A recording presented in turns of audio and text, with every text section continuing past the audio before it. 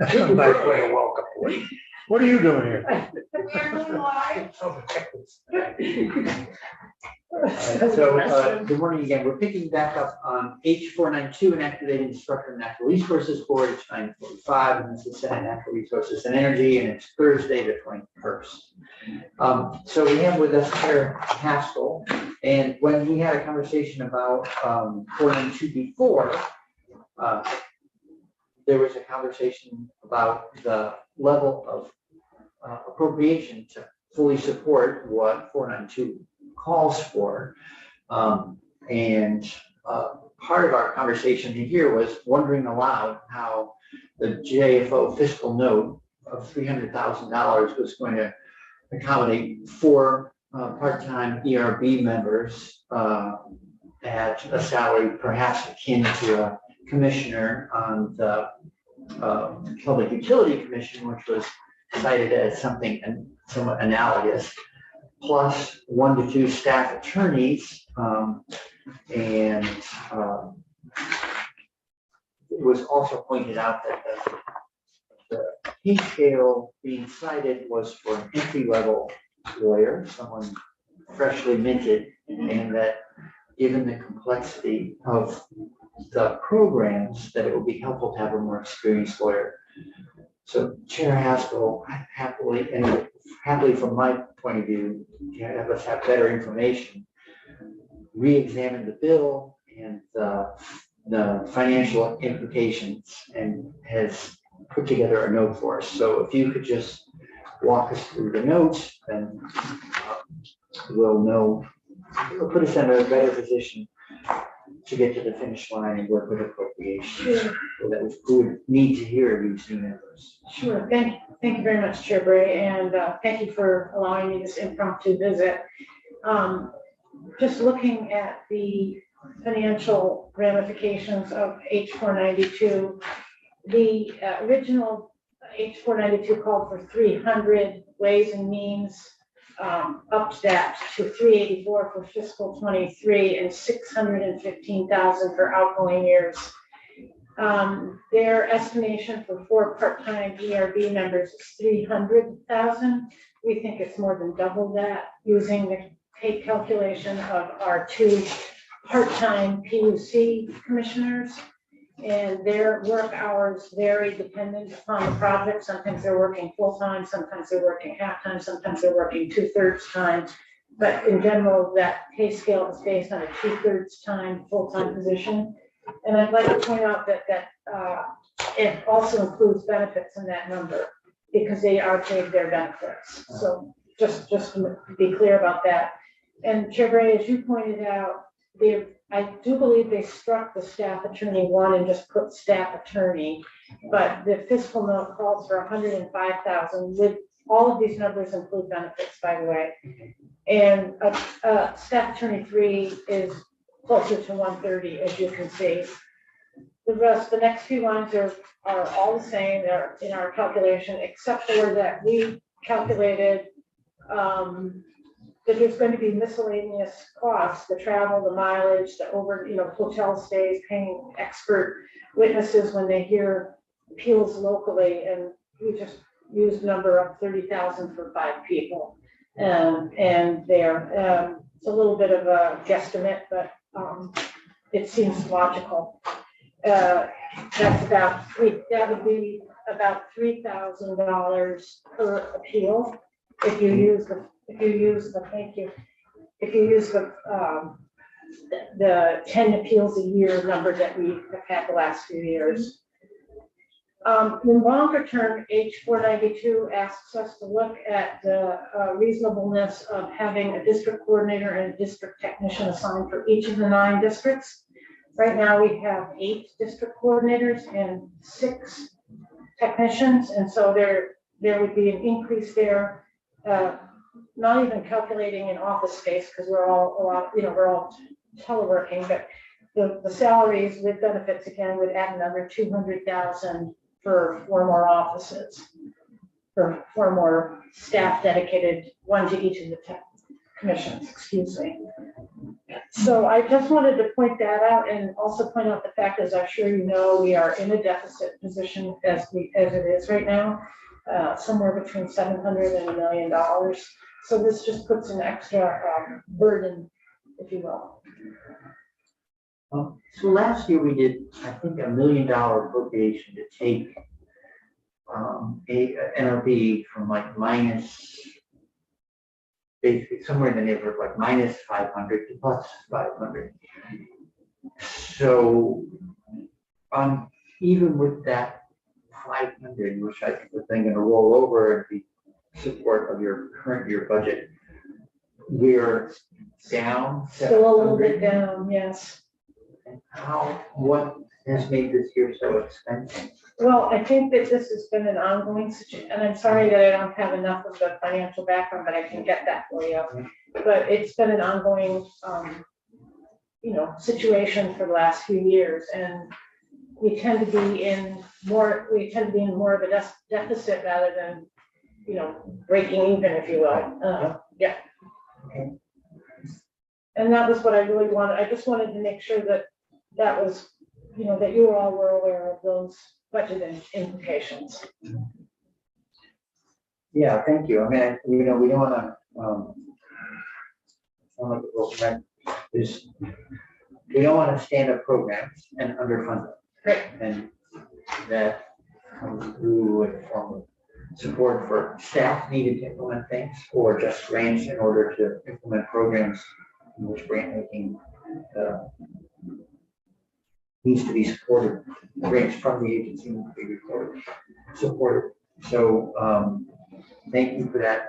Senator Westman, do you have a suggestion as to how we bring new information to probes? I mean, for one thing, we don't know what happens with the bill, but it would be in that contingent expense column. My first question is to you, is the difference between JFO and your estimates in it,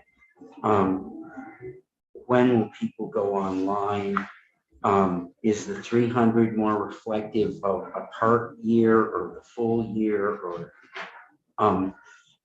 if these changes were made, what does the calendar look like to be able to get ramped up and go? Well, I don't suspect if the budget goes into place, you get authorization July 1st, you're going to have an attorney on board the first day. Right. Is it going to take 3 months? Is it what's I that? think it's going to take at least 2 months for our staff, a board of 5 people, or part-time people, full-time chair. It's trying to figure out what's this year's expenses and what would be what we're looking at ongoing. long-term, like Because ongoing. I think what you're suggesting is long-term. That's the full accounting of this. Right. If we agree that a ERB, part-time ERB board member is on par with a part-time PUC commissioner, then that salary is 110 and change. And then I just did a calculation of 50% for salaries. But some people would argue that the 50% calculation for benefits, isn't really actually high enough, but that's what I used. And it came to 167.5, then times 4. So that's how I got, because it just feels appropriate that a PUC commissioner part-time is that pay scale is appropriate for an ERB part-time member. They have very, very similar educational and background requirements to do the kind of, role that they'll be doing. And I should know this, but in the way the bill is written and the way we would get run, they would switch over automatically to part-time, so there's no lag. My recollection is that the ERB has a year that people get hired immediately, and that there's a year to stand up for rules and all of that, but I think to your point, it'll take some time to hire the right folks, because there's a nominating committee, and there's going to be a very rigorous nominating procedure. So I would probably guess 3 to 6 months to stand it up, and I'm not looking at I should be looking at fiscal 23, but I'm really thinking about The the long out term. years, long term, Well, and what the budget But implications are long the term. first question in an appropriations committee is going to be, what do we need to put into the budget to make this work this year? This year, probably, maybe the 384 that's being called for, Okay, but out years, it's gonna be more than double. no, Yeah, I think you're very clear in Okay. what the out years are. Okay, Great. Has this been carried in what the joint fiscal committee is looking about in other bills? It's a little awkward in that normally in a process, the appropriations committee strips everything and puts it in the budget, so they. And this year, because of the way the timing, and there's so many other bills out there with different sources of funds, that they kept a tracking document, and we tried to keep track of those numbers separate from the budget. Yeah. So the question is, within those tracking documents for others, where is this? Because the appropriations committee will not want to, not want to spend more money than we have revenues. If we, maybe finance can get off its tail and help us. Is there anybody here on finance? All they seem to want to do is do tax credits and give money away, so we got less to spend. So here's the good news, in that the other bills, 492 is on the list, at 384. So which was in the bill. So it is, we're in play. So, yeah, from that standpoint, you're in play. Going over that number, and that's why it's important to figure out if this is the ongoing cost and this is what it is, how does this all fit together?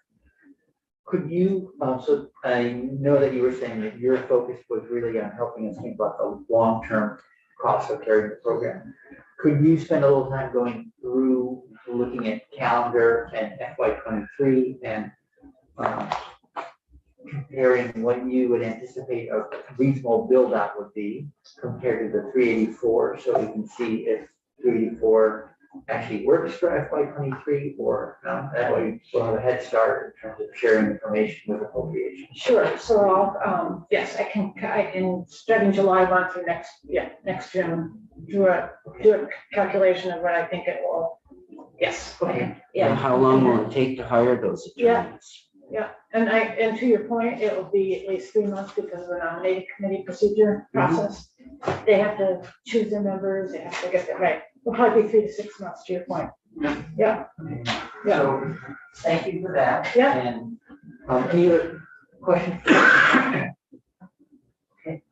Thank you. Thank you for the opportunity to visit. Thank you. So, good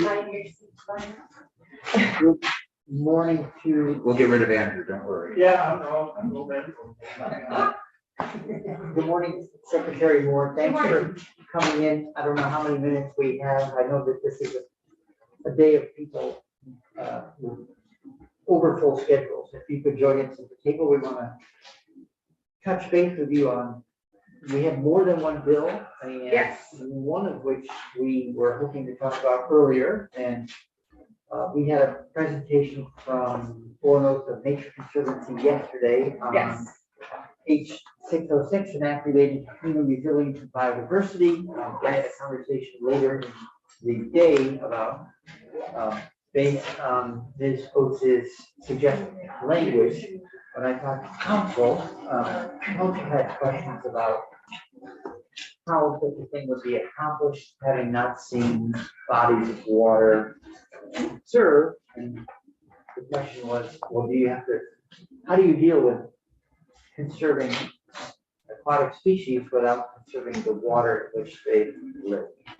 And that was another whole, it was entirely different than the terrestrial typical land conservation stuff we'd already done. Yes. So that's a slightly wobbly introduction, but I'm hoping you can help sort that one out. Sure.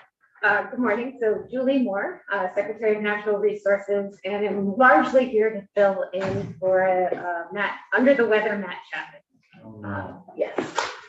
And on his birthday too, which is even worse. We'll send some kind of resolution from the committee. Like, Me too. yeah, I know. So you'll have to forgive sort of my shallow knowledge on the other two bills. I'm happy to start though, Senator Bray, by addressing 606. Okay, great, thank you. I would say the agency probably shares many of the concerns you may have heard expressed by Ledge Council this morning regarding the fact that waters are a very different animal than land or terrestrial conservation. Starting from the fact that they're already protected as a public trust and how that would fit into Nexus. I'm concerned that without a definition, it is very difficult to make a commitment to conserving 30%. And I think we've got the cart in front of the horse in terms of enacting a commitment to a conservation goal absent having defined how we would determine whether or not that conservation goal was met. I think that's just sort of bad policy, honestly. And you know, it's not to undermine the interest in ensuring that our aquatic resources are also a consideration. But it's a very different lens than the agency has traditionally brought to land conservation. At times we're looking at access and how to ensure the public has plentiful and geographically diverse access to a range of different water body types, but haven't had other necessarily conservation goals around our review of potential acquisitions, largely of land parcels, but with appropriate access to adjoining receiving waters. Well, thank you. I think it sounded sort of like a natural, like, oh, well, while you're conserving, why not include aquatic species? And we lacked the background to know that there was a more complicated legal question behind all that. Can you read this? I'm sorry to interrupt. Can you read those signs? Holding up signs. Oh, it's a penis that says it tested for the Pfas calls testicular cancer. I believe that's what it says. Yeah. I believe I passed a different one on the way. Yeah, there's another one. I think maybe the governor might be signing or Medical. I think something. I guess that's That's persuasive. That's kind of a different costume. yeah, I'd say that's a different costume. I mean, I don't remember wearing that at Halloween. I'm sorry to interrupt you. It was a different costume. I'm not sure if that's something you rent or you want. So, thank you for I think we'll that. wrap up the. My birthday is done. Right, you're on your turn. We'll close out the session. So thank you for that. And so, just let me make it clearly with the committee. So although I requested that to be drafted, council ran into questions and trying to draft it. And so having heard that it's a way more complicated. I would ask the committee if everyone's comfortable with just saying, so good idea, learn more, come back. If we do see a 30 by 30 program, there's a lot more years ahead to work on it. Okay, yeah, thank you on that one. Can I ask, I provided testimony previously about the importance of removing the word permanent and making sure that it was clear we have access to the full conservation toolbox that the agency generally deploys. Thank you for bringing that back up. So I'd like to understand that one better, because in talking with folks who helped develop the bill on the House side and bring it over, it was represented to me that it was always about conservation, and that the floor amendment just made it more explicit, and that it shouldn't have, the little c, big C conversation we had yesterday, that it shouldn't have implications for all the other tools in the toolbox. So that certainly doesn't match our last conversation about it. So can you help clarify how, what A&R's concerns are with the languages currently?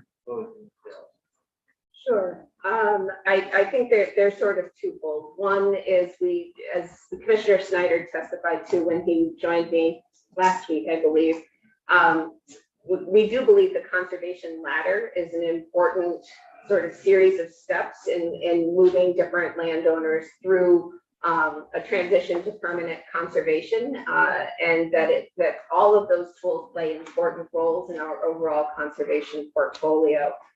Appreciating what you've indicated, Senator Bray, that it doesn't necessarily stand in the way of thinking about permanent conservation. I think we need to be eyes wide open on the cost of achieving permanent conservation as opposed to using some of the less costly tools in the conservation toolbox that may not result in fee acquisition of a particular parcel. I believe the estimate I've seen is that it's somewhere between 100 and 200,000 additional acres would need to be considered to achieve the 30-30 goal. Right. And you can imagine how much more would be required to achieve the 50-50 goal.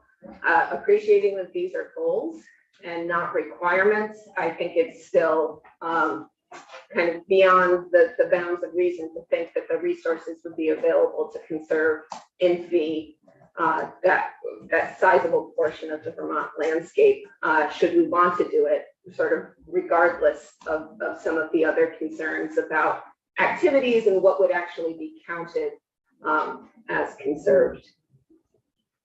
Considered. So I take it permanent conservation is the most expensive form of conservation. Correct. Because you pay for easements, et cetera, buy land, all those things. And I think, so your suggested change to the definition of conserved, I'll just read it for the committee because I don't know if everyone has their bill handy. So it currently reads conserved means protected by meeting the definition of ecological reserve area, biodiversity conservation area, or natural resource management area as defined. And then you have inserted means protected and primarily by meeting the definition of ecological. That's all the same. And then there's an addition, or protected by other conservation tools determined necessary and appropriate by the Secretary of Natural Resources in the conservation plan, including enrollment in the use value appraisal program, environmental enhancement contract with federal agencies, and voluntary payment for ecological services programs. So can you fill in maybe why you would want to expand the definition of conservation to include those sorts of things? Like UVA might be the simplest one as a category of conservation. Right. And in part because we see those as critical components of our conservation toolbox. Certainly they encourage the landowner or require the landowner to commit to certain types of management practices. And as the landowner implements those management practices, at times there's a growing recognition that there are additional sort of steps or rungs they might take on the conservation ladder once they've had experience with it, sort of kicking the proverbial tires. And the language was also structured to intended to provide a nod to the importance of permanent conservation, saying primarily these types of tools, but then in addition, the ability to consider some of the other conservation programs that are currently being administered in Vermont. Okay. All right, so thank you. Any committee questions for Secretary Moore on that? I think we need to learn more. I think we need to get back into that mode of sort of hearing a little more back and forth to understanding the implications. But it's flagged on my copy. So Thank you. thank you. And with that, so I think maybe you're on to your third topic. Bottle bill? Bottle bill. And Mr. Vinnie, you're here for. I want to have all bill. Yes, okay, just want to make sure we're all, the agenda's been somewhat fluid this morning. Okay, thank you. So you want to kick off? I'm I know that happy it's to, hard- or happy to defer to Mike, or however you'd like to I proceed. think just in terms of like framing sort of where we are at and what the agency is envisioning and how the language will look at the context for it, that would be Sure. helpful. Okay, perfect. So as I noted, I'm here on Matt's behalf this morning. And while certainly have been actively in conversations with him throughout the last couple of weeks, did not have benefit of participating directly in the working group. I think overall, I would just like to honor the fact that Matt put a considerable effort into convening this working group and bringing forward a proposal that would make significant structural changes to the bottle bill and really improve its administration. I think there's a shared understanding that many of the structural improvements identified in this bill are needed regardless of the committee's ultimate decision on whether or not to expand the bottle bill.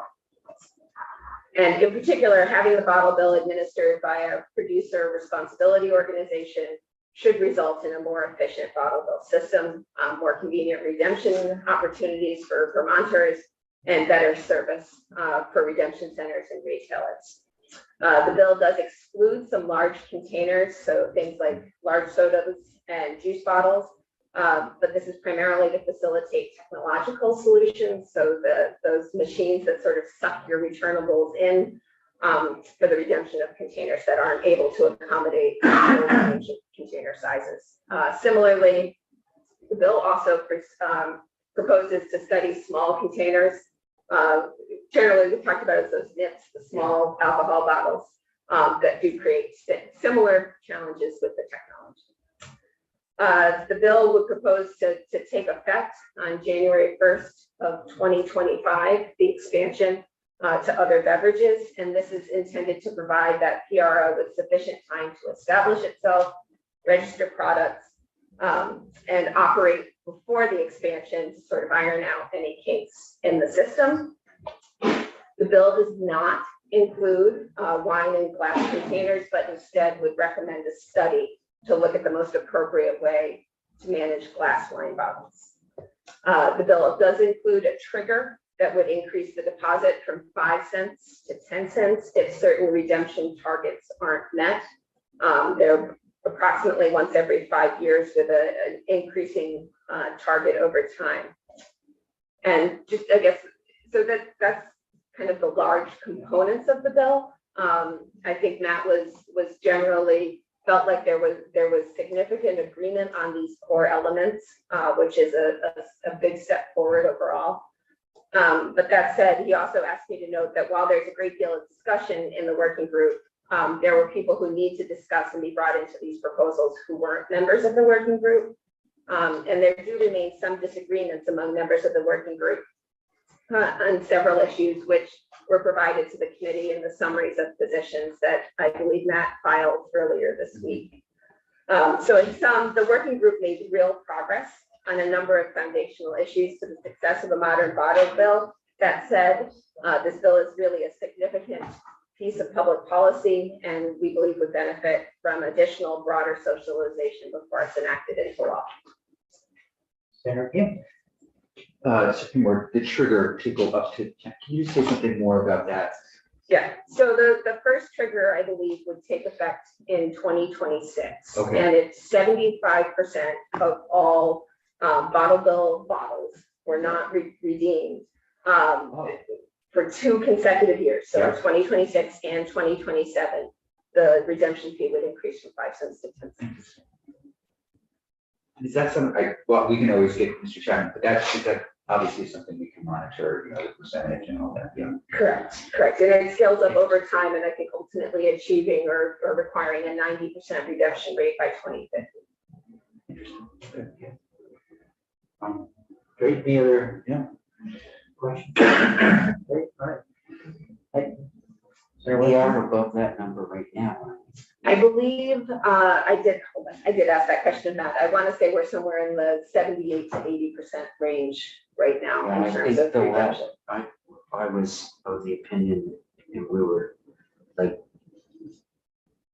just above 80. No, he said the current redemption rate, and admittedly, the pandemic has wreaked a little havoc with redemption rates, but the current redemption rate, he told me was between 77% and 80%. That's one more question.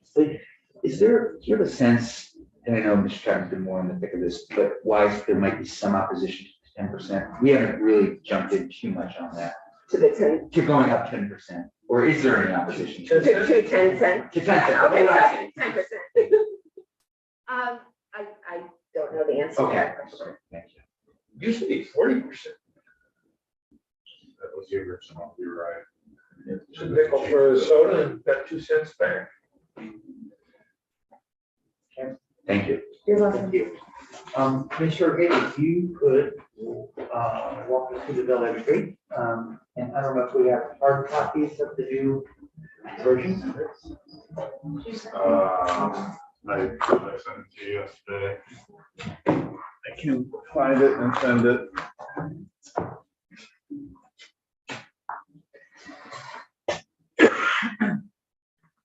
Well, that's good. I mean, people Are we talking 501? 175. No, I don't have. So let's see if we can send it to Tony. Yep. And if Do you have it? if you have the underlying version, which I do not. The most current. I sent it to you yesterday at around 4:40. I'm just gonna forward it to Jude.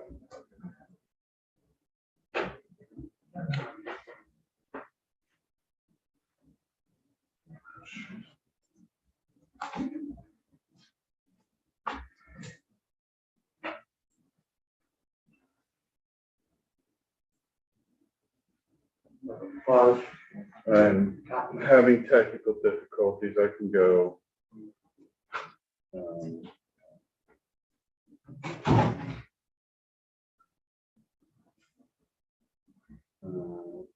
Back to my office and print them out in 2 seconds if you want. Which bill are we on right now? If there's gonna be an entirely new draft, to be strike all for H175. And that is not on the site. Okay. No, I don't have it posted, but I didn't. somehow I never touched my laptop when I searched. I put it sticky here to get it. Hard copy, but I still don't know. I'll go print it out. Okay. Filter's gonna take 10 minutes anyway. Okay, thank you.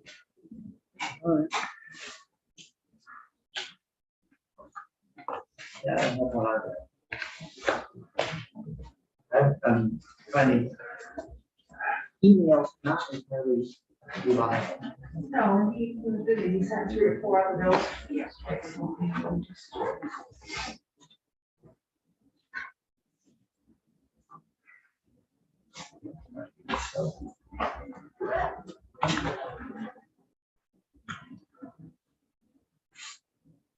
I erased our 5 things that we gave to Matt to help us look at because we needed the rest of the board. But assuming everyone, the number 1 was better pickup.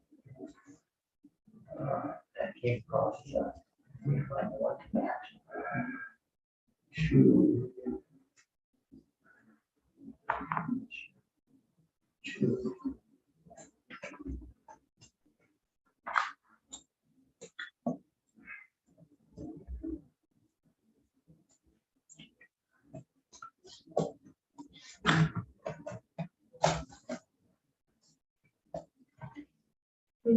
Yes, maybe ask someone else.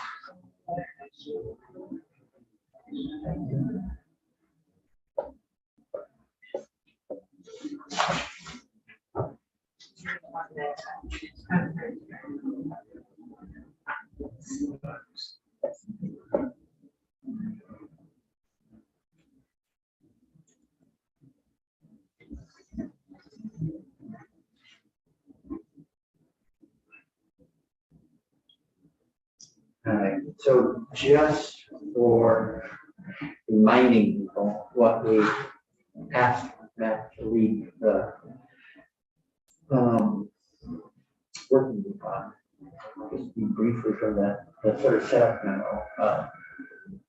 Senate natural concerns for 175 included some retailers and redemption centers have expressed concerns about their ability to, one, add additional capacity to process increased container volume estimated at +200 to 300%. Add additional sorts, for example, Maine, even with 6 commingled pools, has a total of 300 to 400 sorts. 3, move redeemed containers out in a more timely manner. And I said supporters and non-supporters alike want more reliable and frequent comma pickups. The second concern was those charged with managing the commingled stream, including accounting, auditing, and administering the deposits and handling fees, that expressed concerns about the form being outside of Vermont products for which tracking data is sometimes non-existent or incomplete or and often unverifiable. The third category was some other challenges, including some smaller retailers are expressing the desire to stop accepting returns at all. NDC has a very limited ability to enforce compliance. Second, the gate orders for glass are not always available in sufficient number to support adding new categories of glass, especially wine. 4, certified redemption centers are often far and few between. And last, the dates as the bills we got hadn't been adjusted. It's not achievable, but we haven't touched it. That was sort of what Matt and his team walked into. So when we get the bill back, we'll see how they're addressed. Just so you know that we'll be out of here by June 1st, no questions. June 1st? June 1st. Oh, I think, I'm gonna put my money on that. I do want odds. With that, I want odds. you want to? Yeah. Hey, a week. Good question. Does it really matter though? We could be here. You know, it's Sunday. Sunday Put it morning. off for a few days. June 1st is Wednesday. Wednesday on a pool. Sometimes it's easier than others to keep things moving. So this is a tough time. What's of year. the next first of the month That is was on my Friday desk or Saturday? because I didn't want to forget to read it out and to read it. July 1 is Friday. And then I came to spring, so. Good day for that. 4th of July, probably get us out on the. We could take the 4th off and then come back if we need Get to. us out. Thank you, Mr. O'Grady. Sorry that past all of having to run copies. And there's, I was just gonna say this, Jude as well. Thank you.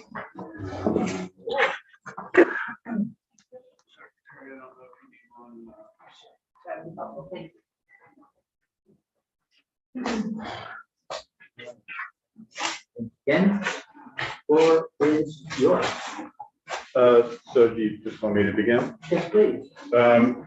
For context, remember that the beverage container redemption system, commonly referred to as the bottle bill, requires beverage containers sold in the state as beverages defined to basically establish a 5-cent deposit system in which the manufacturer collects 5 cents from the retailer and the retailer collects 5 cents from the customer. And then the customer who brings back the container receives a 5-cent deposit in return. Part of the current system encourages manufacturers and distributors of beverage container systems to enter into what are called co-mingling agreements in order to reduce the amount of sorting that is required by retailers and redemption centers when containers are brought back. Because when a container is brought back, the manufacturer or distributor has a responsibility to collect that container from the retailer or the redemption center. The bottle bill was enacted to reduce litter, and it achieved that purpose. It also has an important component today of producing or reclaiming materials for recycling. However, it has been criticized as expensive and sometimes difficult and inefficient. So what the House passed version of the bill would have done would have expanded the scope of the term of beverage so that many more containers would have been covered by the system. But it also encouraged easier access to the creation of commingling agreements. The current version created by the working group continues to expand the definition of beverage. It refines the definition of container. It takes away the component of commingling agreements and replaces that with the requirement that manufacturers and distributors enter into product responsibility organizations to implement a stewardship plan for the redemption and collection of beverage containers. And as the secretary referenced earlier, there would be a trigger by which the deposit would increase if recycling rates didn't meet set forth benchmarks in the bill. And that's generally what the bill does. There's a lot of specifics in what the bill does, especially when you get into what a product responsibility organization needs to do and what their stewardship plan needs to contain. I don't know how specific you want me to be. Maybe we could fly it to a medium altitude just so we should really cover it, but not necessarily all the details. One quick question at the outset is what this extended producer responsibility program is most like what current program that we already have, since we have a variety of batteries, etc., electronic waste. Is it close to one of the others, or it's sort of a new? I mean, it's a hybrid of almost all of them. Okay. Because you've got a deposit, which really the beverage container system right now is the only one where you put a deposit down. But there is the paint system where the customer pays a fee. They don't get that back. There's the say the mercury bulb plan where it's just on the manufacturer to do it. And that's basically the requirement. But that's a very small industry. There's only about 29 manufacturers. Here with a much larger industry, there's a requirement that in order for there to be a product stewardship plan, 51% of the manufacturers and distributors, or 51% of the containers distributed by manufacturers and distributors need to be represented under the plan. If that doesn't happen, there's a default to basically what the e-waste plan is, which is the state establishes its own plan that meets the minimum requirements for plants and then charges the manufacturers and distributors. So you literally have like components of 3 different EPR programs in this bill. Okay, well, thanks, that's very helpful. Know how it sort of fits into the landscape. Okay. So the first page, the definition of beverage, which is effectively the scope of what will be subject to deposit and collection, is being changed. The House expansion expanded it to include wine. This version omits wine. This version also omits infant formula, meal replacement drinks, the House had exempted non-alcoholic cider. So it is now beverage means all drinks in liquid form and intended for human consumption, except milk, dairy products, plant-based beverages, infant formula, meal replacement drinks, non-alcoholic cider, or wine in glass containers. Now, that doesn't mean that every container is going to be subject to the deposit, because you then go to page 2 in the definition of container. And there's some important changes here. First, cartons and paper containers are being struck because there's really not an easy way to recycle them currently. There may be in the future, but the recycling infrastructure isn't necessarily there for those containers with beverages. So those are being struck. I'm sorry, may I ask a question? Did you say cartons? Yes. So for example, like anything that's sort of like a mixed kind of plastic paper kind of thing. Yeah, say an orange juice container. You know, that looks like the old school milk containers. Right, okay. That That's is the part, and that would not be subject to the deposit. And that's because many of those are paper interlaid with like a thin metallic. I remember you had said that. It's, Yeah, they can be recycled, but you need a specific infrastructure to be. They're like paper and wax. Yeah, well, some of them are paper and wax. That's what they originally started out to be, but now they have this kind of modern composite of different materials. And so it's not something where you can just throw it, right? Because then the different materials get interlaced together and you can't recycle it. You have to basically separate the layers. I remember when Mr. O'Grady first mentioned this, you know, that metal thing, and this is where it goes right back to whoever's producing these and making certain that doesn't happen if it's the best for Think the ahead, future. Yeah, so that yeah, you don't yeah. be problematic. You have to make a machine to take care of something like that. The other poster child for that was ketchup bottles, which at least several years ago had 7 different layers of plastic. There was no way to ever take them apart. I don't know if they figured that out since. The other thing that the working group is proposing is, as the secretary noted, size limits on containers. So for non-carbonated, it would be a 2.5 liter size limit, and for carbonated, it would be a 3 liter limit. Anything over that would not be subject to the deposit system. And then pouches, and so juice pouches, you know, protein recovery drink pouches, they also would not be subject. There is a movement by the producers of this kind of packaging to make it recyclable, but it's not quite there yet. But I think there's potential for that in the future. Was the 2.5 and 3 volume, 3 liter containers, is this because of the reverse vending machines? Is that the main driver? That's a large part of it.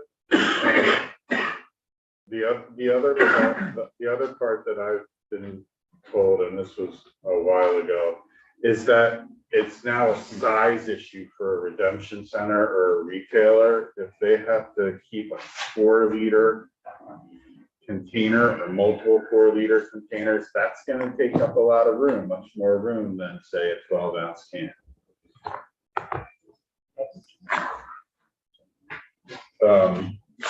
So moving on, there's the definition of plant-based beverage, which is the same as what passed the House. I'll pass over that. You will see on page 3, line 18, that the deposit is being changed from 5 cents to the amount established in section 1536. 1536 is the tiered system that we will get to in a minute. The House passed version included the 15 milliliter or less bottles in the redemption system. So those hotel minibar bottles are currently exempt from the deposit. The House was going to put a 5 cent or actually a 10 cent deposit on it because most of them are liquor. And as you heard the secretary say, that they would rather study the imposition of the deposit on the small containers rather than do it right now. On page 4, line 10, you will see that the handling fee, the fee that manufacturers or distributors pay a redeemer or redemption center that is being increased for those that containers that are not part of a commingling program. But we're going to get to a point where the commingling program is not even going to be an issue because it's going to be the producer responsibility organization. Page 4, the current rules section for this chapter is very, very specific. The agency is asking that it be struck, and it's also duplicative of its enforcement authority, its general enforcement authority. So it's really not necessary. Then page 5, you get to a new section that was not in the House passed version.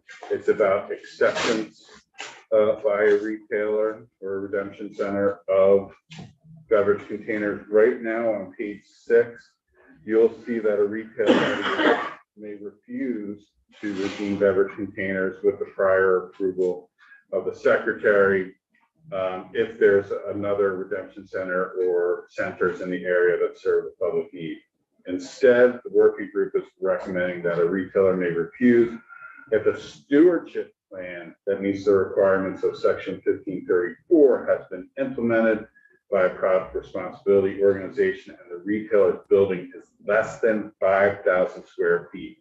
So that's an important thing to know. So if 5,000 square feet is a pretty big building. So if you're a retailer of less than 5,000 square feet and there's a product responsibility organization that's implementing a plan, that retailer can refuse to redeem containers.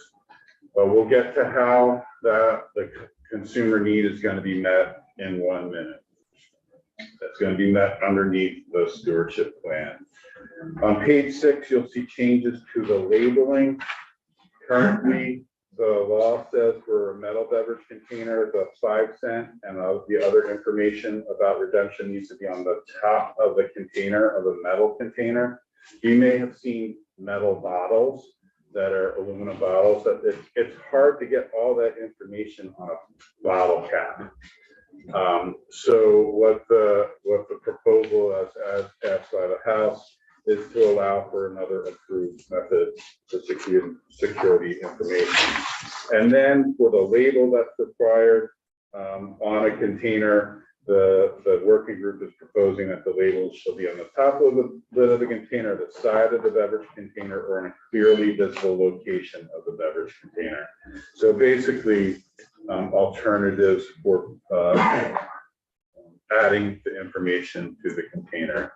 And then page 7, new requirement that every beverage container sold or offered for sale in the state that's subject to deposit include a UPC code or barcode so that it can now be tracked and identified to the manufacturer or distributor and as part of the product stewardship.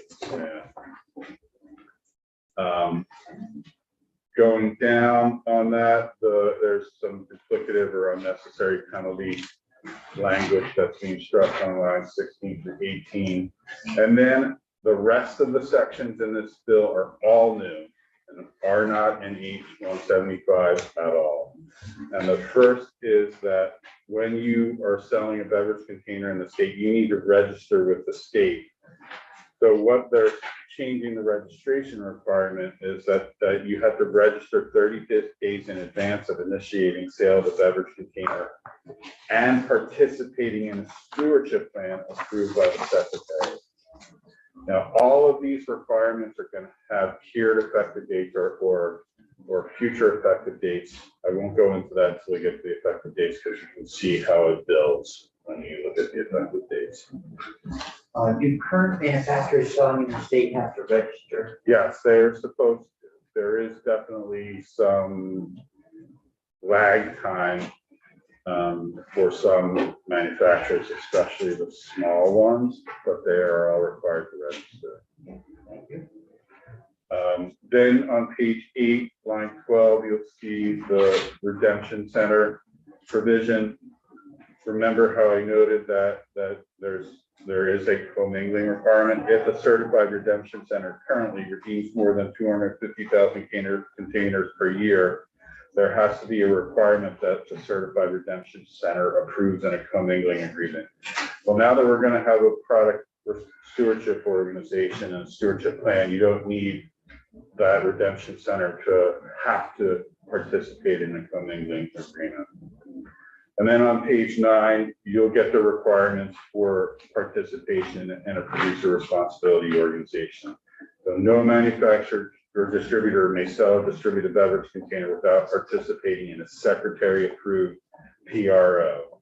Then you'll see on page 9, line 9 through 12, that the PRO, in order to be approved, has to represent 51% of the beverage containers sold or distributed in the state. Then the secretary may approve the PRO for up to 10 years if she determines it has the capacity to administer the requirements of the stewardship plan. It doesn't have any unreasonable burdens to other manufacturers or distributors joining. On page 10, it lists all of its, it has a website that lists all of its participants and all of its brands. And then you'll see on page 10, line 11, if no producer responsibility organization is formed, the secretary may require the formation of a producer responsibility organization or adopt and administer a plan itself. If the secretary administers the plan adopted under section 1532, the secretary shall charge each manufacturer the cost of plan administration, the agency's oversight costs, the recycling market development assessment of 10% of the plan's total cost to be deposited in the Waste Management Assistance Fund Solid Waste Management account. So that's if you don't get voluntary establishment of a PRO by the manufacturers or distributors, and the secretary determines that she doesn't want it to mandate a PRO, then the state can run its own plan.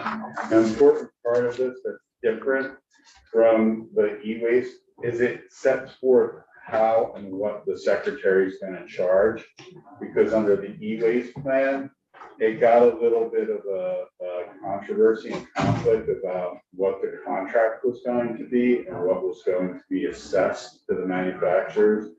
So this is an important component of listing what the secretary, what she will actually assess to the manufacturers. It's an improvement over the waste plan. When it reads in line 13 to 15 there, the secretary may require the formation of a producer responsibility organization or adopt and administer a plan. So I think I get the second part, basically create in-house a version. But how does require the formation of a producer responsibility happen? So, most likely it will be something that the secretary would have to come back to the legislature, in my opinion, to get that authority. Because it will have to be a mandate that a manufacturer distributor shall participate in a PRO. And although this language comes up to that point, it doesn't really say that. It says that they have to register and participate in a stewardship plan approved by the secretary, but what if one is never approved, right? So it almost gets there, but it doesn't really quite get there. So it's an interesting, that'll be an interesting dynamic. And what I think will happen is that the secretary or the agency will have to come back to the General Assembly to get a little bit more of a directive. So is the sort of permissive nature of this program, did that reflect, I guess, pushback within the committee that a mandate was too strong a tool to move people into the program? Now, I think the issue is the 51%. you know, 51% of the beverage containers, you're gonna say, hey, Coke, Pepsi, they own 51%. Maybe they do, maybe they don't want to work together, right? And so that was kind of an issue back with the lighting manufacturers. There was a question of whether or not they would all work together. Some of them don't like each other. It's the same with the battery people. The battery people, they really don't like each other. And so you couldn't just say, oh, you're all going to work together, because they were like, no, we're not all going to work together. We're all going to do our own thing. All right. Thank you.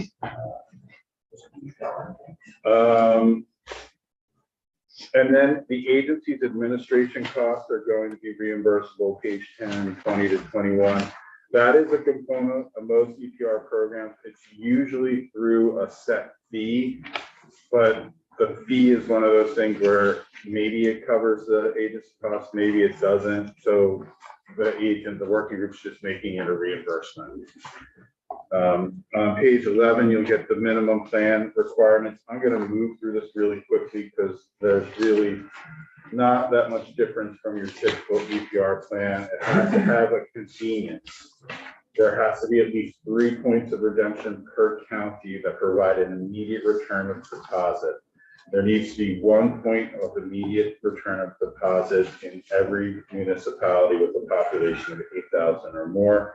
And there's a statewide coverage point requirement that there has to be a point of redemption where that requires people to drive no more than 15 minutes unless a waiver is granted by the secretary.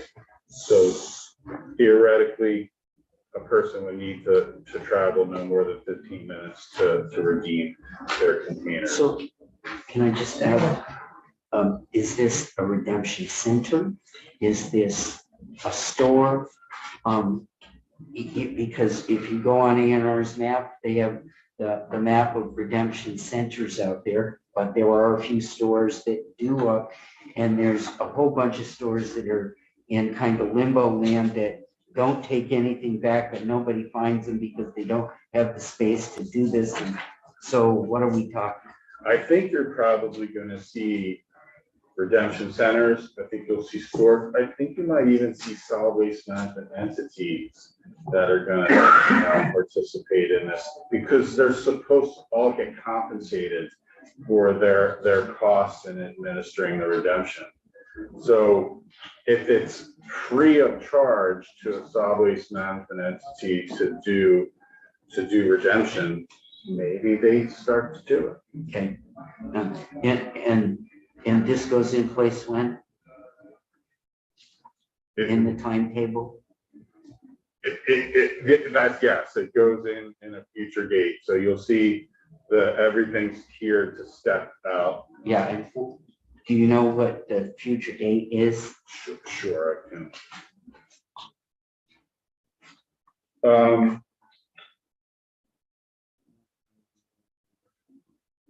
2025. Okay. I only asked that specifically. My county has 2 redemption centers. One of them is already run by the solid waste. And there's one other store that's kind of quasi in my whole county. That's it. Right. So I'm trying to figure out. But if you go back to the convenience requirements here, you can't drive more than 15 minutes unless the secretary waives that requirement. There should be an additional collection point or 2 that's added in your county. Yeah, I get it, but you can't do that without time. Right. The 15 minutes, does that mean 15 minutes from a person's door, or 15 minutes from when their dirt road hits the highway? I think it's probably going to be a GPS system that's developed, so it won't take into account mud season, or heavy snow, etc. Or just thinly settled towns. I mean, there are places in Bethel where it takes 15 minutes to get to the highway. Yeah, I live not far from one of those places in Bethel, and yes, it did.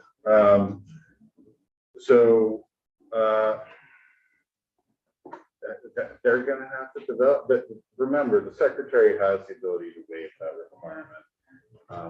Provided that there's 3 in each county and 1 in each town of 8,000 or more. There's one redemption center in Essex County. So it's in Canaan, so it's a long ways. That's a contract for some people, yeah, I get it. So that'll be a dynamic that the PRO will have to implement through their plan. I'm reluctant to put in a requirement. The main argument for which is you don't necessarily have to do it. No, that could be waived. You know, for many of the recycling requirements, especially in the rural areas, there has been tension and requests for exemptions, and there are exemptions for food residuals, for several provisions, solid waste recycling. So it not everywhere has the infrastructure of, I would basically say, the western part of the state.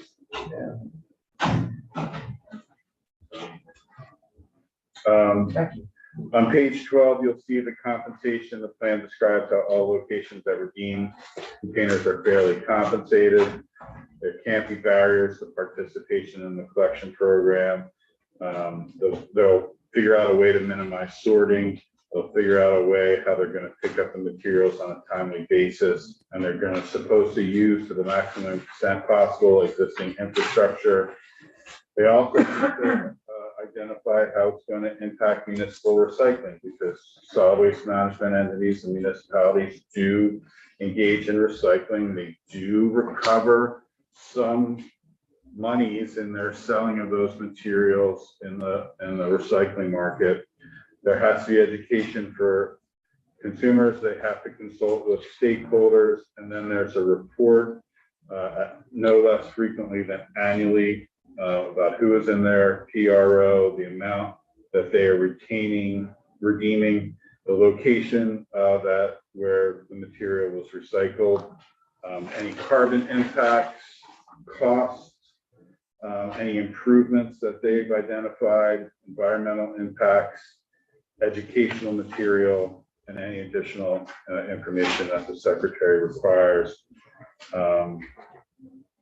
The plan that shall be submitted to the secretary, and the secretary has to conclude that the elements of the plan will maximize diversion of recyclable materials, provide convenience to users, and create a more circular economy.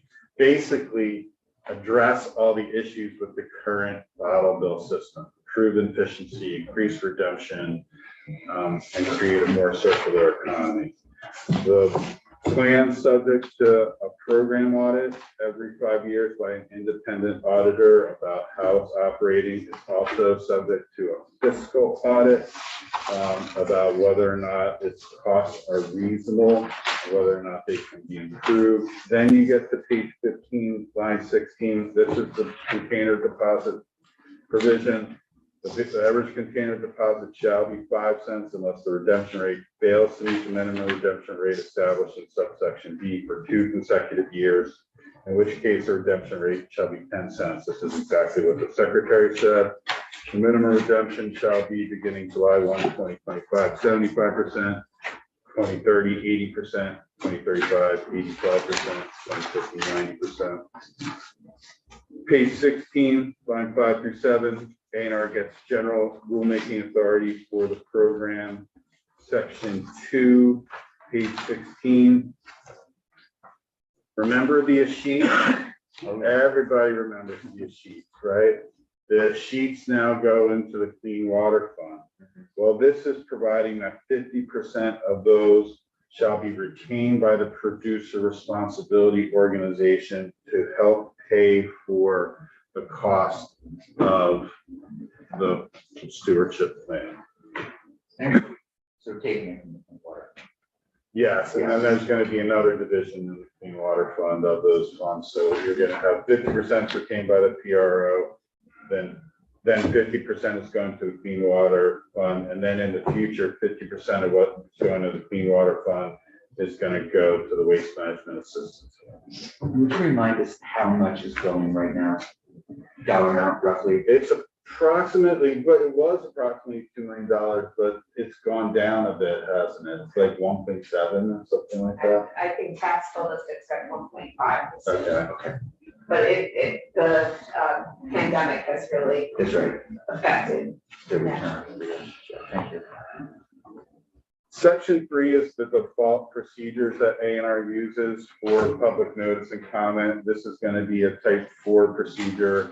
That means on page 18 that the notice of approval of the stewardship plan goes out on the environmental notice bulletin. There has to be a posting of the draft decision, and then the secretary provides 14 days of public comment. It's all very consistent with similar types of approvals. Then you'll see section 4, the Clean Water Fund, and you'll see on page 19 that the amount of the unclaimed beverage container deposits is reduced to 50%. Then you'll see sec 5, this is the solid waste management account, and you'll see on page 20 that 50% of the unclaimed container deposits, those that are remitted, right? Because 50% get retained by the manufacturers, the PRO, 50% goes. So 50% of what's remitted is 25%. And then you'll get a study, as the secretary noted, on the beverage container implementation, what the minimum size limit should be, whether and how glass wine bottles should be part of the program, including impacts of wine bottles on municipal recycling infrastructure, the cost of handling glass. They have to have a stakeholder process for that provision. One provision that was in H175, and that I am not sure is needed or wanted by the agency, is this section 7 in appropriation. They had previously asked for some additional money to expand the beverage container deposit system. I don't know if we need it anymore. And so that section 7, may, after you confer with the agency, may be able to be removed. And then section 8, effective dates. Expansion of the definition goes January 1, 2025. But before that, the manufacturers need to register to form a producer responsibility organization on March 1, 2024. They have to put that UPC information on March 1, 2024. They have the prohibition on sale or distribution without participating in a PRO is March 1, 2024. The remittance of abandoned container deposits, that the 50%, that's 2025. And then the change of amounts deposited in the Clean Water Fund is January 1, 2025. And the Waste Management Assistance Fund, that's into the future, where 50% of what is going to the Clean Water Fund will go to the Waste Management Assistance Fund on July 1, 2030.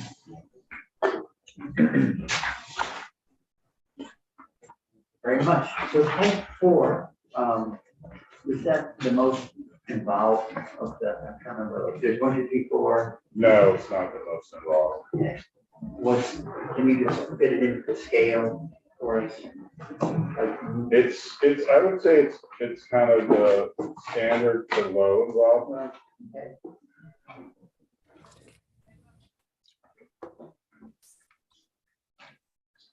Okay. And well, so Madam Secretary, I don't know if you happen to know off the top of your head the answer about section 7 appropriations. I do not. Okay, I did text Mr. Jackson, and I'll let you know if I remember. Okay, thank you very much. Any questions for council? That's helpful. Yeah, thank you very much. I know this, so I want to say, special thanks to everyone who participated in that working group, and Mr. Chapman and Secretary Moore for supporting his time in leading that group, because they covered a lot of territory and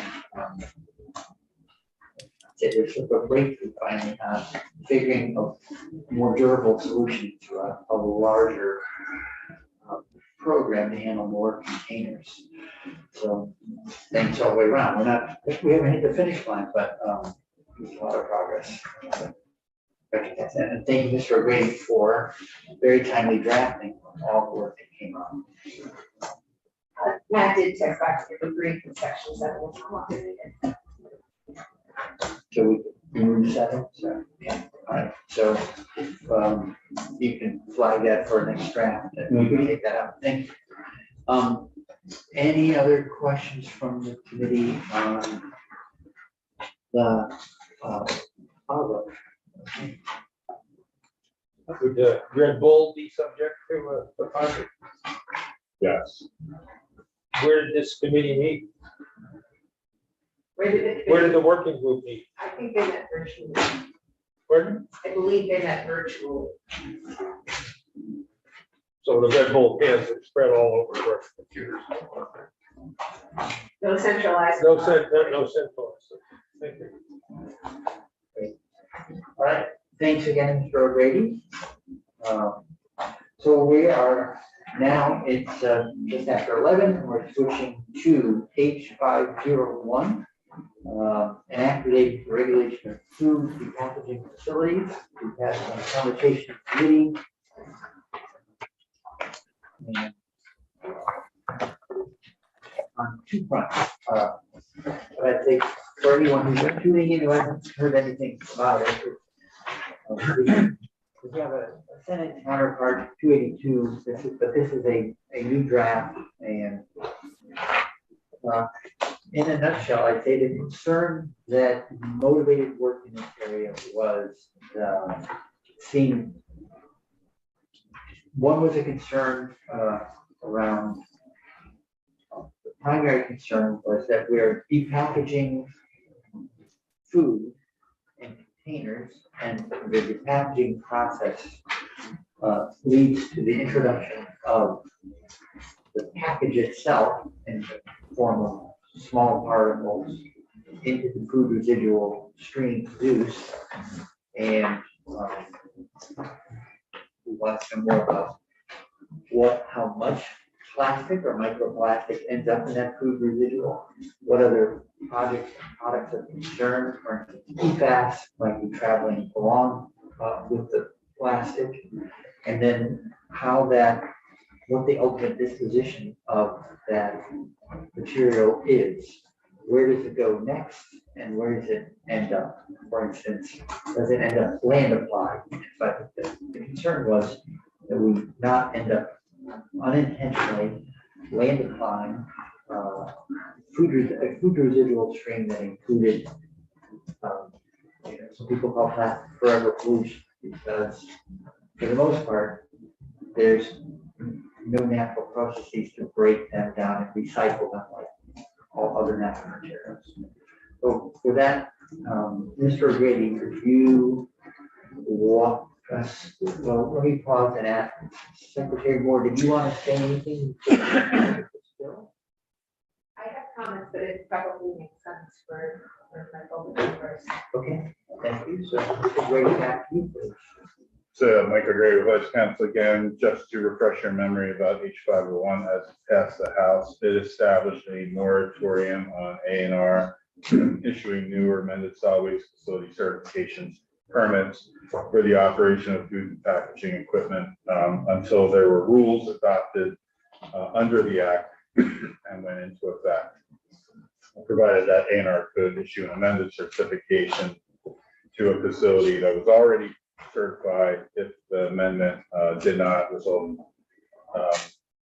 in increased production of food packaging and there were fewer contaminants in the material produced. So moratorium, stakeholder process to develop a report to A&R. A&R adopts rules. Once the rules are in effect, the moratorium goes away. The current draft in front of you generally follows the same structure. you'll see in section 1 that there will be a moratorium on issuance of solid waste facility certifications for food and packaging. Beginning May 1, 2022, the secretary shall not issue a new solid waste facility certification for a food and packaging facility or amend an existing solid waste facility certification that results in an increased capacity at a currently certified food and packaging facility until the rules required under section 4 are adopted. One change there takes away the house pass version that you could issue a amended certification to an existing facility if they had minimum or reduced their amount of contamination in the residuals. So that was a previous in the house, that was a condition of the amended certification. Here it's that they're just not going to increase production. In section 2, there's a stakeholder group that is established. The stakeholder group in the House passed version was admittedly a little confusing. This clarifies who is convening the group and who is on it. The secretary convenes the stakeholder process to make recommendations on proper management of packaged organic materials, including recommendations on whether the organics management hierarchy should apply. Does everyone know what the organics management hierarchy is? I don't. In 2012, But if everyone else does, No, I think it's probably good to have a refresher. in 2012, when the General Assembly enacted universal recycling that included food residuals, it included a policy statement. And that policy statement was that it's the policy of the state that food residuals collected under the requirements of this chapter shall be managed according to the following order of priority uses: reduction of the amount generated at the source, diversion for food consumption by humans, diversion for agricultural use, including consumption by animals, composting, land application and digestion, and energy recovery being left. So there has been an argument that this is not just a policy, that it is a mandate that all food residuals need to be managed according to this hierarchy. They are not currently managed according to that hierarchy because the state doesn't require everyone in a domestic household to reduce the amount of food residuals that they're generating.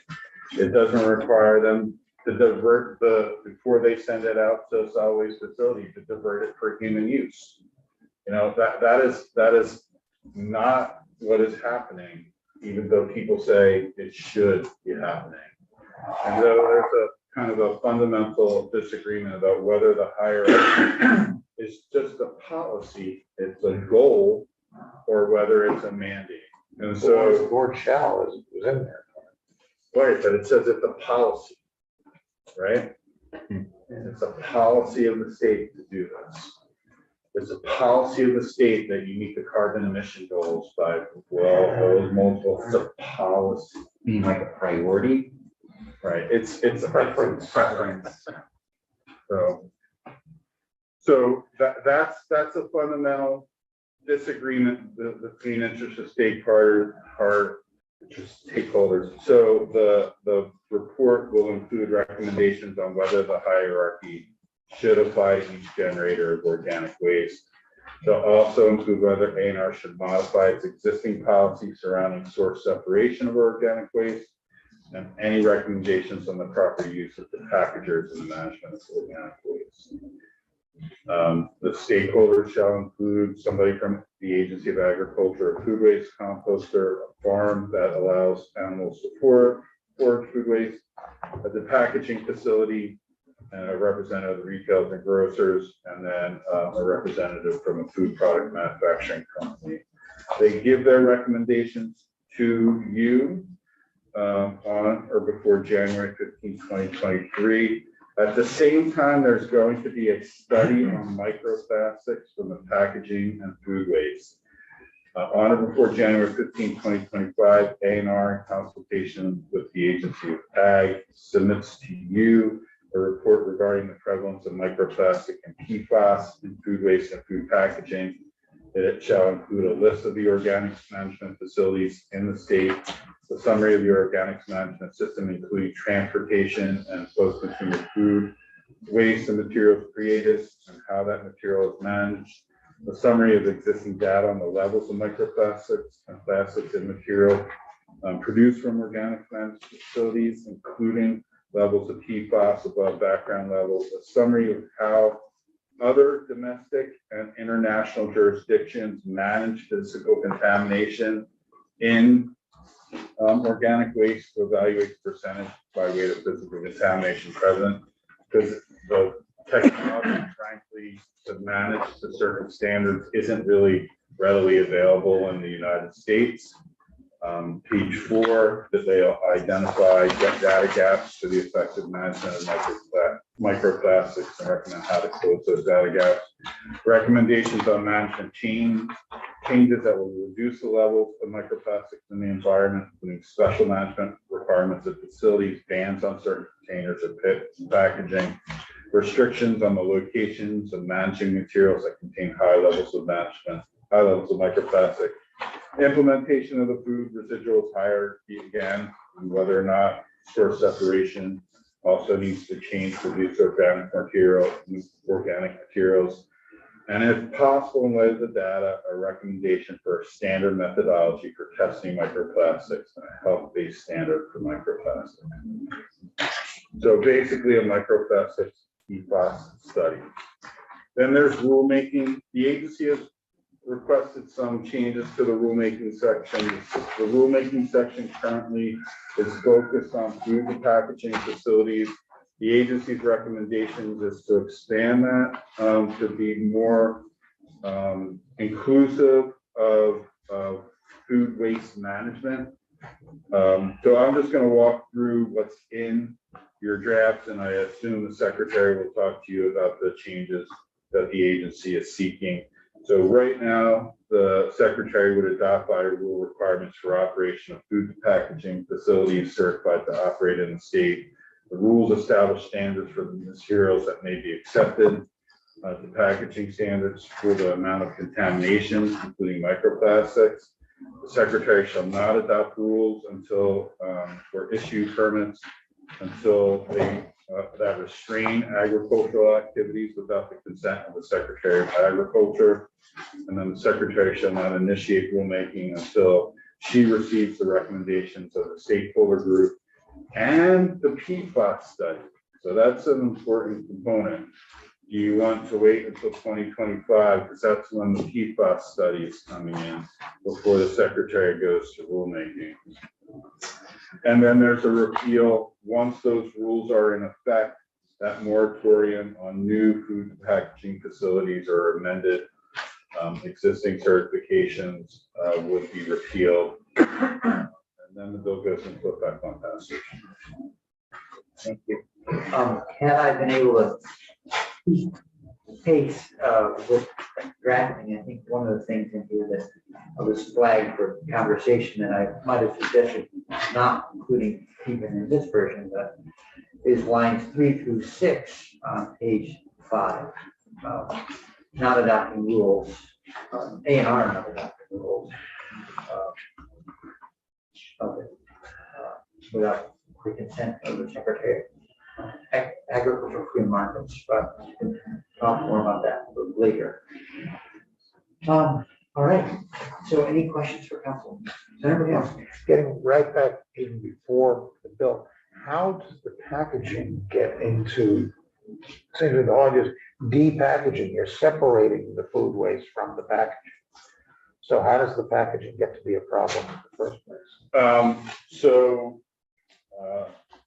That you're kind of getting at the heart of what's called the source separation issue. So as the way that food residuals are defined, they're supposed to be source separated at the point of generation, and they are supposed to effectively be clean, so removed from their packaging. But what's happening is that, they're being sent to facilities where there's equipment that's designed to separate the food residual, the organic material from the packaging. But that equipment isn't 100% successful in that separation. And so there is contamination from the packaging that winds up in the organic material that's produced. There are machines that do this. Machines. If And we they had don't do it more, right. if we'd had more time, we would have had a field trip out to see the packaging. That would have been fun. Yeah. That's what, sorry, we missed that. So thank you very much. Travel test. With that, Madam Secretary, do you want to offer a question on feedback on the draft of 501 or the strike ball for 501? Sorry, I got my coat on your chair.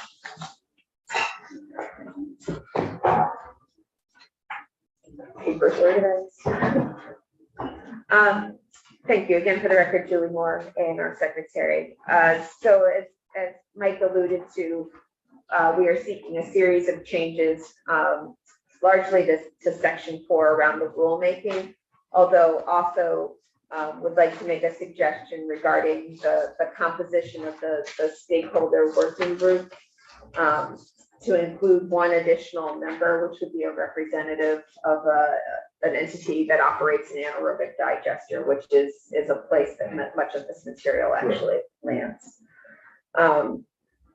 In terms of section 4, it is looking to broaden the scope of what's being contemplated there from depackaging facilities to food waste management.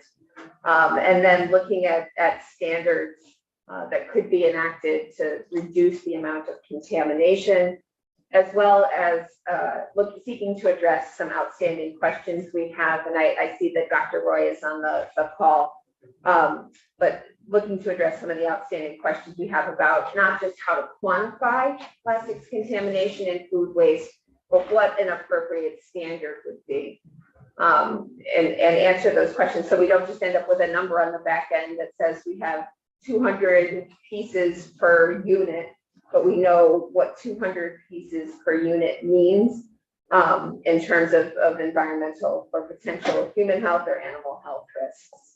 And then it does, as Michael indicated, also condition next steps on the completion of the Pfas study. As I believe this committee is aware, we've applied for a grant to help support some of this work from EPA.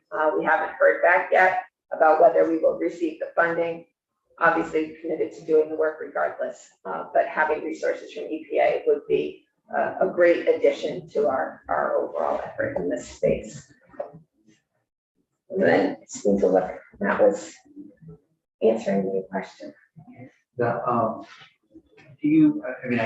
We can ask Dr. Roy when he's on.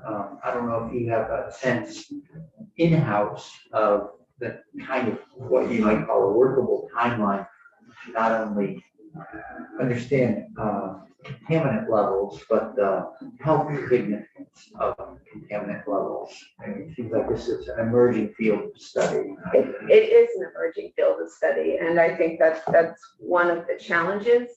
I appreciate sort of the attention to the precautionary principle that this committee tends to deploy, but it is really challenging to put in place a moratorium absent some clear definition of impact or even approach for assessing whether or not there's an impact. This is a rather unique set of substances and circumstances, and certainly plastics are ubiquitous in our environment. And agree that we need answers to these questions, but also in some ways concerned about the practical effects that this will have over the next several years while we wait for that work to occur.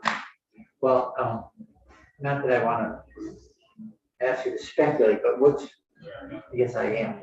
If the moratorium goes into place, do you see any negative potential consequences that are to the agency? Or do you feel like our current processes, if they just are sort of kept in a steady state, one facility, and the current way we're managing the materials originating there, that's an acceptable status for us to be in for a period of time or not? I don't, honestly. I think that there are other similar facilities located in other states. And by making a decision here, we're essentially incurring the greenhouse gas emissions associated with moving this material. It doesn't change the underlying requirements about what can and cannot be sent to a landfill or solid waste management facility. And people will look at to use the options that sort of work best in their overall management system for their waste stream. And so I see this as really shifting what may be a concern or may ultimately be found not to be a concern to occur in a different state in the interim while we do this assessment. Okay. Thanks. Any questions for the secretary?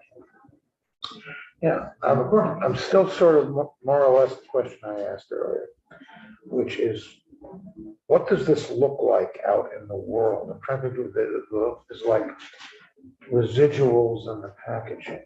It's like your chopped meat comes wrapped in comes on a styrofoam plate with cellophane over it. Is that what you're talking about? So I had the occasion to visit the depackaging facility in Williston. When I was there, the things that were being depacked was several pallets of off-spec Ben and Jerry's ice cream and several pallets of past sell-by date beverages. And so essentially those pallets are put into this depackaging machine. It has a series of hammer-like arms that break them open. And a slurry comes out, which is the food waste, and then the solids come out the other end, which are disposed of as trash. And the issue is some pieces of the packaging may be breaking off and breaking down and ending up in the slurry. Yeah, and I'm sure Mr. Casella, who I saw is on the line, can talk about that in a lot more detail. That's probably more your problem than ours, because we're telling you to take care of it. Okay, but I just wanted to know what it was. Yep, absolutely. Okay, thanks so much. Filling in, Mr. Chapman. Down well. We hope we get better. Me too. Mr. Chairman, we joked about it a few minutes ago, but it's unfortunate we didn't do that field trip. I would have liked to have seen what it is we're regulating. Just 4 witnesses in a short time. Okay. Thank you. So we are, operating under a tight timeline. So I'm going to ask people to stick to 10 minutes, and which is plenty of time to share a lot of information. So with that, I'll go next on our list is Tom Gilbert. Good morning, Mr. Gilbert.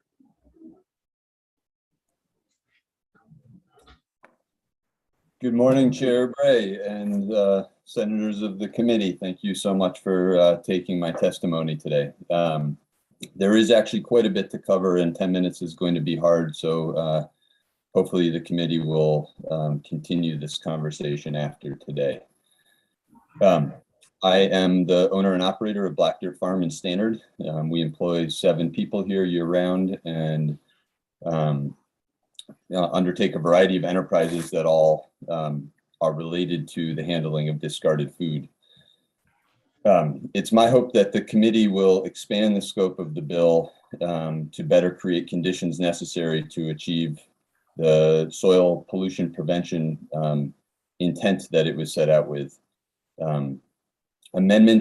Suggested amendments from the Protect Our Soils Coalition have been submitted to the committee, and we hope that you'll review those and consider them because we're not convinced that the current focus on a moratorium will be sufficient safeguard.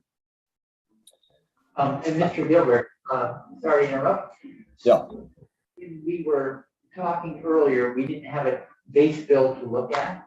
So I think if you can revisit your recommendations in light of the current language, it'll be helpful for us to make sure that we're looking at precisely the provisions of interest to you and your colleagues.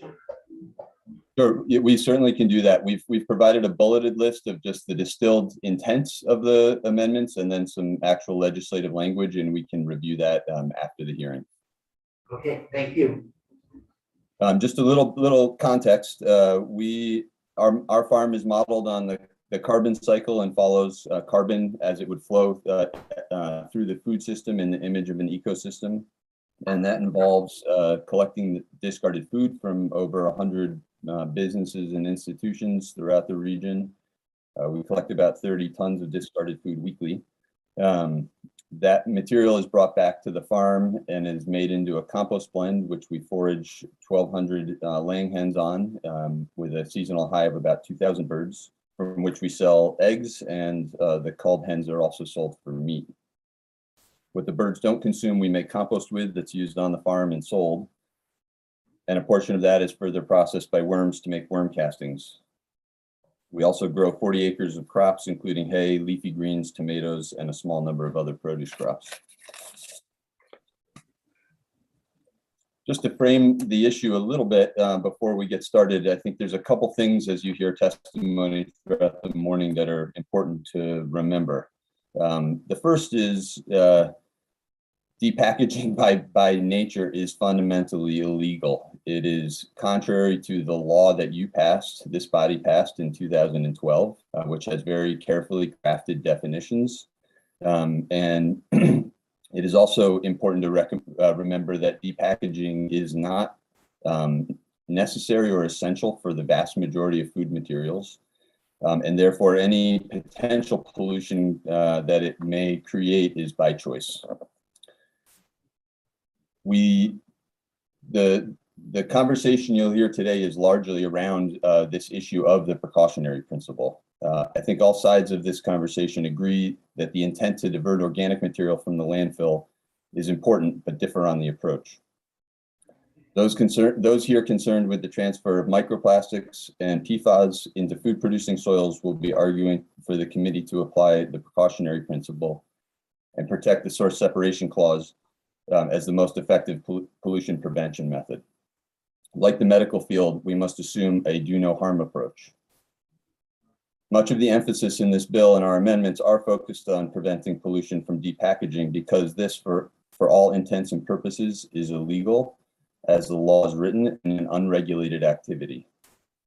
There will be more on that later. However, our fundamental goal is preventing pollutants from contaminating food scraps altogether and the soils that they will be applied to. We're as concerned about pollution from non-depacked foods as we are from depackaging. Source separation is currently in the law and should be enforced in all organics recycling programs, not just those utilizing depackaging.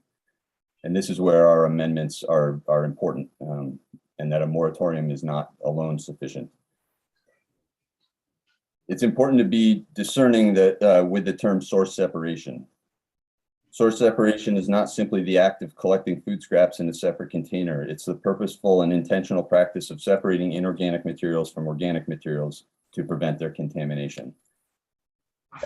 The fundamental issue at hand is, do we try to separate packaging and other contaminants before or after processing?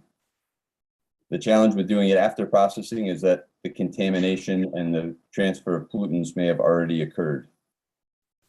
Many programs do not deploy depackaging refer to their practice as source separation. However, their contamination rates suggest that they are not effectively achieving source separation. Any suggestion that contamination rates as much as 10% are common with source separation are not source separating. We should not be confused about this. Source separation requires behavior change, not just a sign over a container. We have to realize that we are engaging the public in new behaviors that require learning. The pre-processing separation is the most effective method for ensuring that packaging does not pollute food scraps with microplastics and PFAS. And this intent is made clear by the definitions in the URL, which should be protected. However, today you will hear two different approaches to separation. One that believes in the capacity of Vermonters to manage resources and separate inorganic materials from organic materials, and one based on the premise that people can't and won't make the effort to separate. While the former takes effort in the short term, it not only yields cleaner materials and a more distributed economy, but it also develops a more resource stewardship literate society. The latter potentially leaves us with pollutants in our food producing soils and an increasingly disengaged public at a time when we most need people to learn how to change their behaviors in order to address massive issues like the climate crisis. Central to the reason for this bill is the recent history of the URL and ANR's oversight of it, or lack thereof. It is important to understand how we got to where we are in an effort to correct it. The URL was passed unanimously by the legislature and reflected a wonderfully democratic process. At the core of this law are carefully crafted definitions intended to ensure a high-quality resource management approach, and as such, currently requires source separation and the organics management hierarchy. This process was usurped through reinterpretation of these definitions without legislative or public review to allow practices that are contrary to standing legislation passed by this body. Since these definitions are codified by law, the allowance of depackaging without legislative involvement is fundamentally illegal. Addressing the concerns that depackaging raises must include some clarification of these issues to prevent further deviation from legislative intent. You'll hear argument that we lack the data on depackaging and microplastics to regulate them. But the fact that we have a lack of data is the reason that we should be acting with caution and using the precautionary principle. It's not a reason for inaction. You'll also hear a conversation specifically around depackaging with pallets of, say, the Ben & Jerry's that Secretary Moore just mentioned.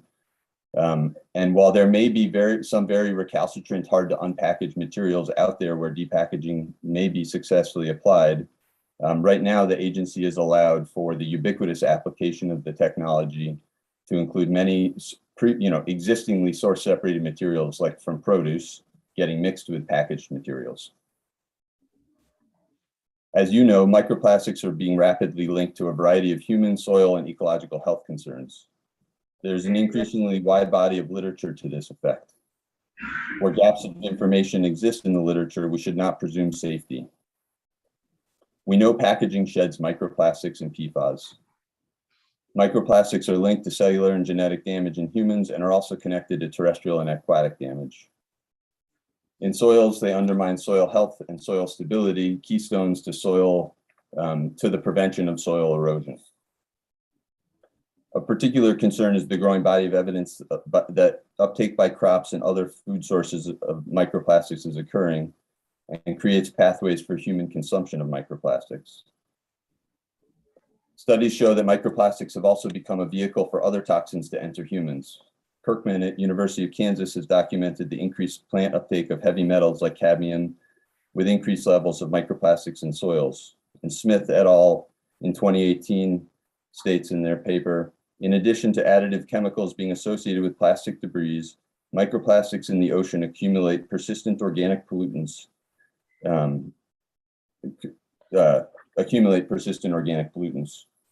While we don't have the full picture of the potential risks associated with microplastics, we have enough insight to know that it's worth taking preventative action. This committee is well versed in the concerns over PFAS. Their impact and their distribution is widely known. PFAS are commonly used in food packaging, and food packaging, along with the application of laden sludges, are the source of PFAS ending up in soils, as well as PFAS-rich leachate emerging from landfills. In 2021, a report on persistent chemical contaminants in food waste management, the EPA notes that pathways of PFAS into soils through contaminated food scraps.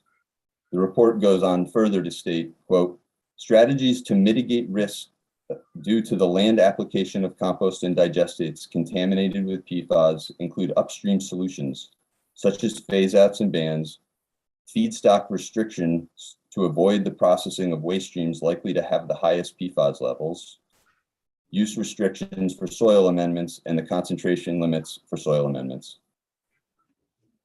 That recommendation from the EPA to the states is exactly what we're trying to achieve in this bill.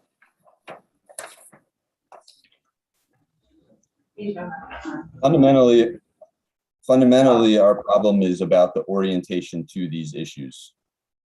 These are preventable problems. And while there's a long track record of documentation for reasons to be concerned, we have failed to act because our orientation to these issues is misaligned. What is most important for us to learn from these issues is not the specifics of each issue, but rather the cultural biases and approach to them that keeps us from reacting and addressing them early enough to prevent problems. We can learn from the fact that the first published paper connecting human activity to climate change was published in 1938, and it took us more than 60 years to begin to pay attention to those issues, and another 20 to begin to take action, cumulatively 80 years to begin responding to what is now the greatest crisis on Earth. We need to assume a new approach, and we need to adopt the precautionary principle. While the URL did this, it is important to understand how the recent history has unfolded to undermine that effort. The intent of the URL was to develop an organics management system that effectively got resources to their highest and best use by means of the hierarchy, and safeguard these resources from pollution through source separation. ANR's most recent interpretation of these is hard to reconcile and is also inconsistent with their own previous interpretations, a change that the agency denies. An internal draft from the 2019 Food Residual and Packaged Organics Management Policy obtained through a Freedom of Information Act request initially stated, this is ANR's language, quote, after considering applicable statutes, the intent of the universal recycling law, and evaluating the food residuals management strategies being employed across the state, it is the agency's policy that food residuals shall not be mixed with packaged organics at the point of generation. The regulatory basis supporting this policy is outlined below. And this draft further goes on to state the definition of food residuals as being, quote, source separated and uncontaminated. And then further defines source separated as, according to 10 VSA 660232, as the separation of compostable materials from non-compostable materials at the point of generation. The document concludes, the plain language of the statutes is clear that food residuals, by definition, must be source separated from non-compostable materials at the point of generation and managed in a manner that is consistent with the priorities listed in the food residuals management hierarchy. Mixing food residuals with packaged organics does not satisfy the source separation requirement and automatically precludes these materials from being utilized by any higher priority options on the hierarchy. This is ANR's own language. The agency has since shifted its position and now argues that the phrasing of source separation definitions imply that compostable and recyclable materials can be commingled so long as they are separate from trash. Source separation is a widely appreciated term in the industry, both in recycling and composting, and this interpretation is wildly disingenuous. So much so that new legislation in New York explicitly exempts depackaging from source separation because the two are inherently irreconcilable. In addition to being disingenuous, this interpretation is incoherent. What if organic materials were being commingled with recyclables and it was the other way around? It would interfere with recycling operations and immediate action would be taken to remedy the issue. It is also built on the premise that all packaging is recyclable, which it is not. In reality, depackaging systems are in fact commingling trash with organics. Last, the agency's interpretation is fundamentally counter to the other provisions of the URL designed to ensure that plastics, metals, and other recyclables are not disposed of. In reality, packaging removed during depackaging is largely not recycled. It is mostly disposed of by landfill or incineration. This would seem to be illegal by the same statute. To correct the current situation, we must get these important definitions right and ensure a shared understanding of them as we go forward. Findings from the Conservation Law Foundation's Freedom of Information Act investigation has been made available to the committee for review. And you can look further into this if you'd like. So, Mr. Gilbert, obviously, we're gone over by about we're at 15 minutes, I think. So you have, I don't know if you have much more material, like you can just wrap up now, or if you'd like to submit your, fuller remarks via email so that we can read. I mean, in essence, you have a report, you have FOIA documents. There's a lot of detail that would be helpful for the committee to have in written form. Yes, I will try to conclude here rapidly. I will say that this is an issue that we have been bringing with urgency in front of the legislature for a couple of years. We had a legislative hearing last year, and the issue has gotten short shrift each time. So I am concerned that we will have an incomplete conversation. But out of respect for the time, I will move towards our recommendations.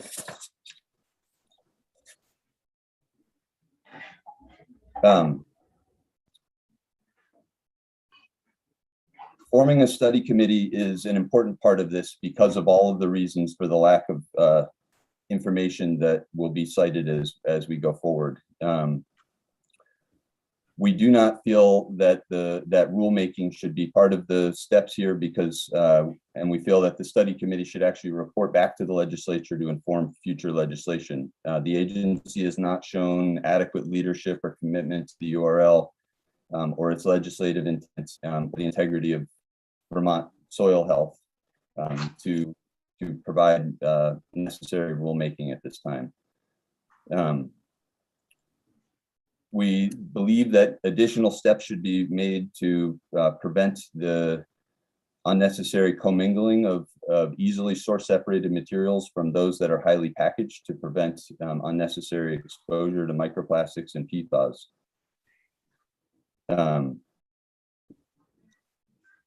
Additionally, we believe that the legislature needs to affirm source separation as the law of Vermont and direct ANR to clearly communicate this and provide oversight to this effect, ensuring that source separated materials are not commingled with packaging. As by way of example, one thing that's happening right now is even municipally operated facilities are accepting things like milk cartons, and it's listed on their list of acceptable materials. We've known for over 2 decades that the plastics in those materials are degrading and ending up in compost, and yet the agency, with full awareness of that, has not taken any action. We'd like to see immediate guardrails on depackaging and limiting the list of materials that are acceptable to be sent to depackaging facilities. And I guess I would just offer in closing, since I don't have much time, that there are very real impacts to the decisions that the agency has made. And I can speak from my own experience as a small farm, as a small business in this state, and as somebody who has worked tirelessly for over 2 decades on this issue. We have lost about $100,000 in revenues per year to depackaging and to haulers that don't enforce source separation. And so the intent of the law was to create a marketplace on which we were all operating from a higher standard. And with these new loopholes that have been created, we've created a race to the bottom that is privileging those who are externalizing costs on the environment and creating pollution. Thank you for your time. Thank you. If you want to submit more written remarks, please do. We're going to need to schedule more time. And we have somewhat lengthy written remarks from Caroline Gordon. We will, but what we don't have any written testimony on currently is from Dr. Roy. So I'd like to skip to him while we have him as a witness, and then we will schedule time to come back to other witnesses. So my apologies for the constraints, but that's the reality of today's schedule. So Dr. Roy, if you could introduce yourself to the committee and explain your work related to the topic, that would be helpful to all of us. Yes, hello everyone, and thank you for having me in today. As you might be able to tell, I'm pretty under the weather, so I'm going to do my best here. Hopefully you can hear me okay. I do have some slides to share, but I'll just go ahead and introduce myself first. I'm an assistant professor in the Rubenstein School of Environment and Natural Resources at UVM. I also have an appointment in the Department of Civil and Environmental Engineering. And for the last several years, I have started to get into research on microplastics, particularly in the context of organics recycling. My lab has been working to develop methods to help isolate microplastics and measure them. And part of this work has specifically focused on the depackaging machine in Williston. We also have research now underway with several compost organizations around the state to help them understand the level of microplastics in their materials. And we are also pioneering some new research now to help us better understand the effects of microplastics on soils. With a group of collaborators, we recently completed a comprehensive literature review, which is available online. Still a working document, but it is available to view. We reviewed over 150 articles, and my testimony today is informed by that process. So if I can share my screen. I think you should be all set to go ahead. Okay.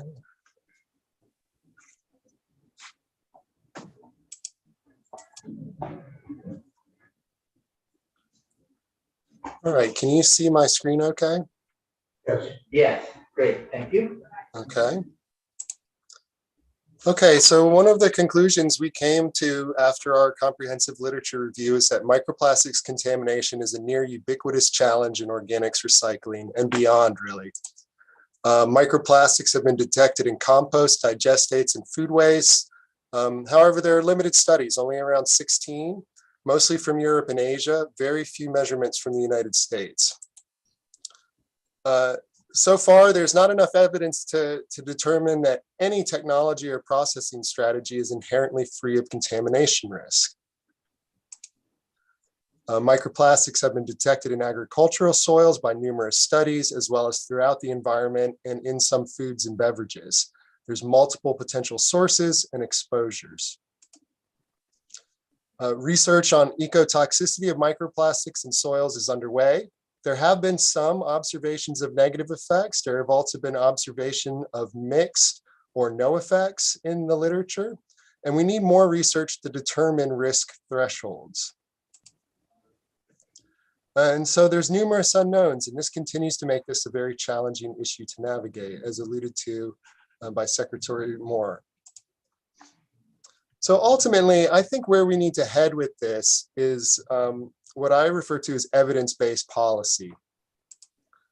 And that would include establishing standard methods for measuring microplastics in food waste, compost, digestates, and soils, then characterizing the extent of microplastic contamination throughout the organics recycling system, determining the sources, impacts, and most effective strategies to mitigate this contamination. And we need more research on toxicity, and if that research establishes that toxicity at certain levels, we can then move forward with evidence and risk-based regulatory measures. And this could include things like thresholds for microplastic contamination of soils. For example, limits on cumulative microplastic loading per acre of agricultural land, accounting for different sources. But we're a long way from being able to do what I've laid out here today. I think this is a goal that we're working to over the long term, and it's going to take time. So the question is, what do we do now? Most critical to me is to reduce the uncertainty, to generate more evidence. And I am in favor of policy approaches that do this, that help establish more monitoring and gather more evidence. I think at this point, we do not have enough evidence to suggest that we should only be looking in certain places or at certain technologies. I think we need to have a broad scope to better understand this problem. And because of this, my team and I concluded in a policy brief that we shared with this committee back in February, and I'm happy to resend, that precautionary microplastics legislation would be most effective with a broad focus on soil amendments versus any one technology or material. Because we're in such an early stage of beginning to understand this issue, it does not make sense to only focus in certain areas. We may miss something important, and therefore it's critical for legislation to bolster monitoring and research on microplastics so we can get to that point of having data-driven, risk-based regulatory standards. And so, you know, the first part is being able to measure these things, and it's very challenging. Just to, you know, did a little exercise here to help you understand what we're up against with trying to measure microplastics. So let's assume a needle weighs approximately 0.5 gram. We're going to have needles in a haystack here. The hay is going to be loose, approximately 5 pounds per cubic foot, about 12% moisture. And in the original version of H501, there was a proposed limit for microplastics of 0.5% by dry mass. So if you take these numbers and run a calculation, this is like estimating the presence of roughly 5,000 needles in a 10 cubic yard haystack, or the size of a small dumpster. So, you know, this is very challenging. Not only are we looking for very small inert particles within a lot of organic material, unlike needles, they are subject to melting, subject to fracturing, and it's very, very difficult to isolate them to get effective measurements. But we've made a lot of progress on this at UVM, and I think ultimately our work will save the state a lot of time as they move to try to understand how better to measure these materials.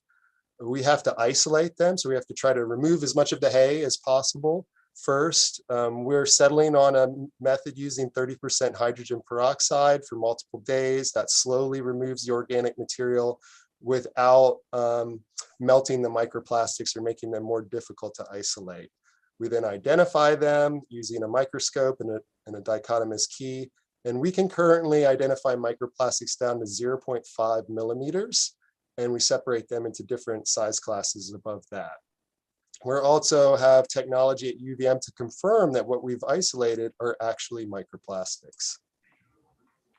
And so this is an image showing you the kind of white stuff in the background is the cellulose and other recalcitrant organic material. And then the colored bits you see mixed in are microplastics. So this is what we're left with after one phase of our laboratory procedure, where we then under the microscope identify how many particles. And you can see that there are several, but they're very small, and counting them takes time. So I just wanted to kind of clarify, I think in this conversation, it's not always clear that everybody's on the same page in terms of all of the different stages that a material can travel, from food waste collection to either being a digestate or compost that would be applied to agricultural soils. So in some cases, there's human source separation, as has been discussed. In the literature, the efficiency of this varies. In some cases, human source separation can be incredibly effective. In others, not so much. Mechanical depackaging can occur in some cases. Here too, the efficiency varies widely in the literature depending on exactly what technology is being used and likely how that technology is being operated on site. Then there can be additional processing, including hand picking or grinding or shredding, a variety of procedures that prepare a material for either composting or anaerobic digestion. These will vary by operation, and they may introduce or remove microplastics. At that point, there's addition of the material to a digester or composting along with different feedstocks. So these different feedstocks could either dilute the microplastics in the food waste or potentially serve as additional sources. It will depend. Anaerobic digestion or composting then occurs, and this results in mass loss of the organic material. There tends to be greater mass loss during anaerobic digestion than composting. So this essentially can concentrate some of the microplastics relative to where they started in the total feedstock at the beginning of anaerobic digestion or composting. Then there can be additional screening and/or solids liquid separation. And then you finally get to the material, whether it's a digestate or compost, it would be land applied. And the point I want to make here is that we cannot take plastic counts or a percent contamination value for a food waste feedstock and apply that number to the final digestate or compost. That's why I think it's important that any monitoring scheme not only looks at potential upstream sources of contamination in food waste, but also what's the contamination seen in the final products that will actually make it to the soil. On that last. Oh, go ahead. Very last, the bold statement. So can you just say a little more about that to make, I want to make sure I fully appreciate what you're pointing out there. Yeah, so I think there's been some confusion, when contamination numbers go around about, this material could be 1% contamination. The assumption has been by some that that means that the material added to the soil would be 1% contamination. That's not necessarily true. It could be much less than that. In some cases, it could be more than that, depending on how the processing went. So I think the key point is, if from a regulatory perspective, you're only focused on the food waste streams before processing, that doesn't necessarily give us a clear picture of what will make it to soil in the end. And that's why I think it's important to consider not just food waste slurries coming out of a depackager or source separated food waste, but also the final digestates or compost products. Thank you. And so I just wanted to share a data update from our group's research, including the two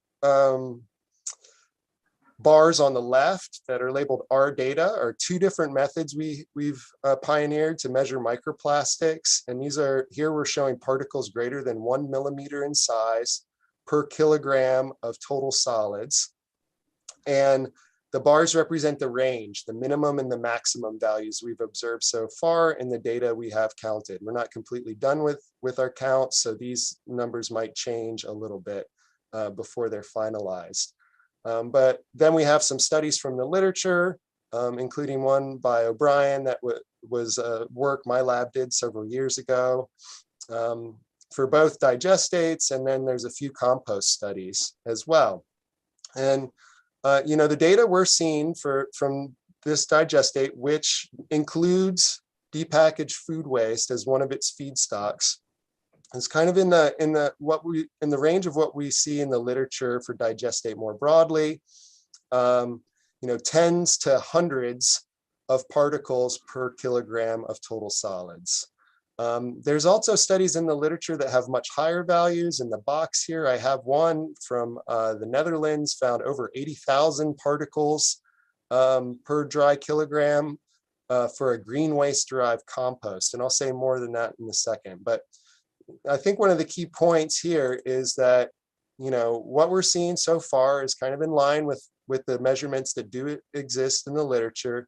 No evidence that these materials are extreme outliers yet. And one thing to keep in mind too, when we make this, I had anaerobic digestates and composts on the same slide on that last one. We do tend to see more mass loss of organic matter during anaerobic digestion compared to composting. That will tend to cause counts to be higher, but that doesn't necessarily mean a greater mass of microplastics is flowing through these operations. So we need to take that into account.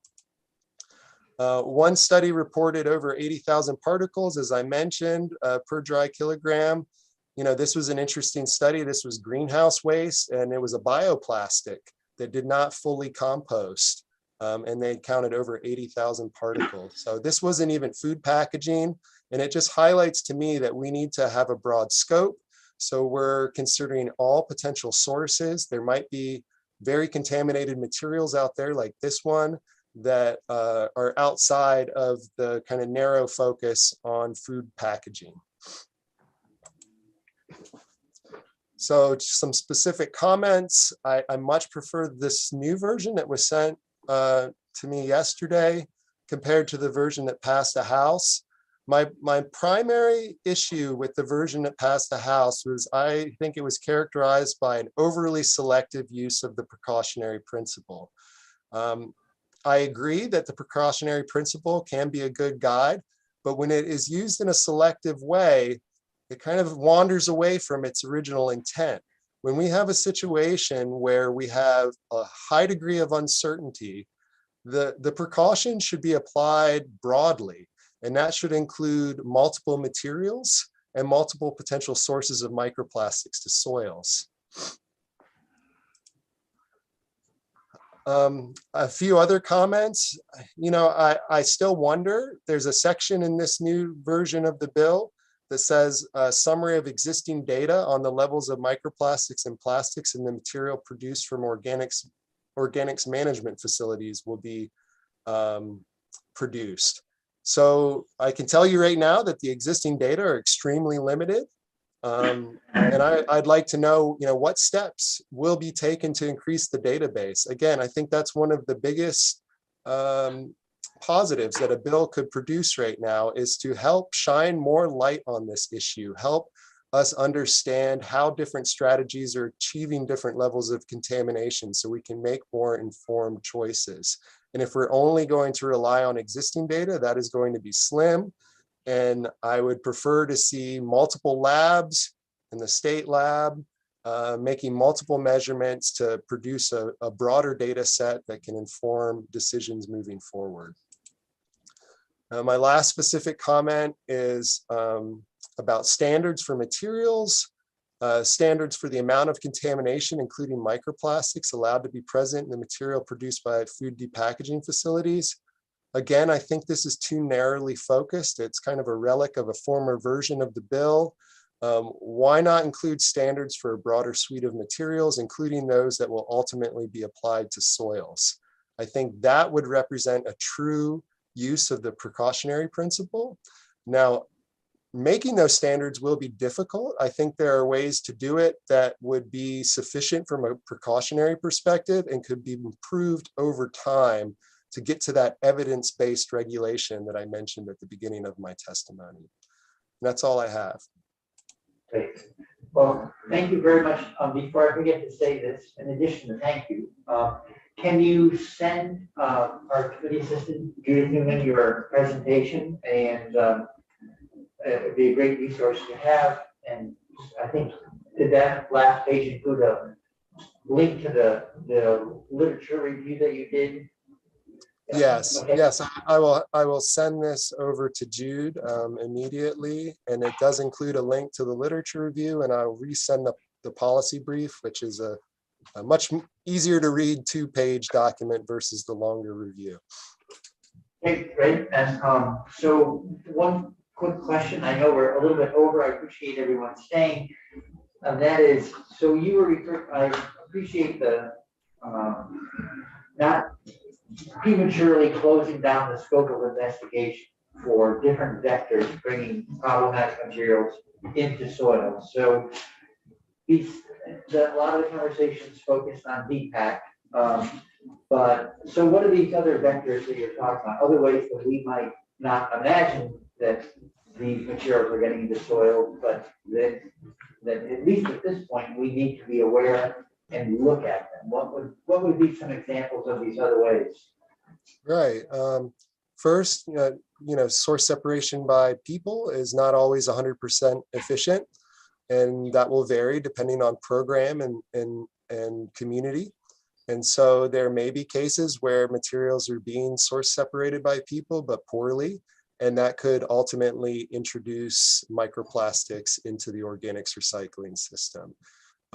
There's also things outside of the organics recycling system that we need to be thinking about. Plastic mulching is widely practiced in agriculture.